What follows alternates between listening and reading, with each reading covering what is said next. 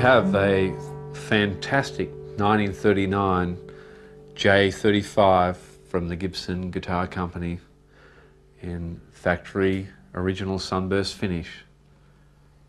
And I'm Steve Jackson from Jackson's Rare Guitars. Gibson entered the flat top acoustic race and started building guitars about 100 years later than Martin guitars. But boy, they built some great guitars. This is a mahogany dreadnought version. Gibson first brought this model out around 1934 and it was called the Jumbo. And by 1936, they had devised the J-35 in lovely mahogany back and sides.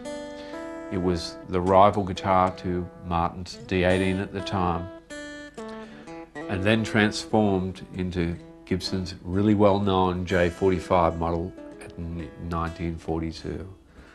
These guitars have really escalated in value over the last 5-6 years. They're fetching around about $8,000 to $9,000 US in the marketplace.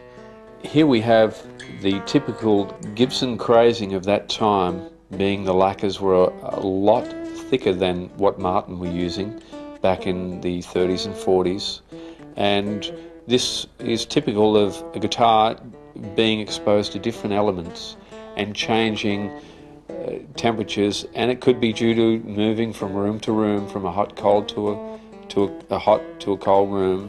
It could be like traveling in a boot of a car, or traveling on an aeroplane, going from standard temperature up to -40 in an aeroplane.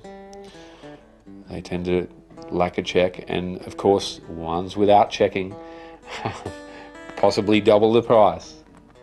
This guitar came to us at a guitar show in Dallas, and we were lucky enough to invest in excess of $3,000 for it in 1995.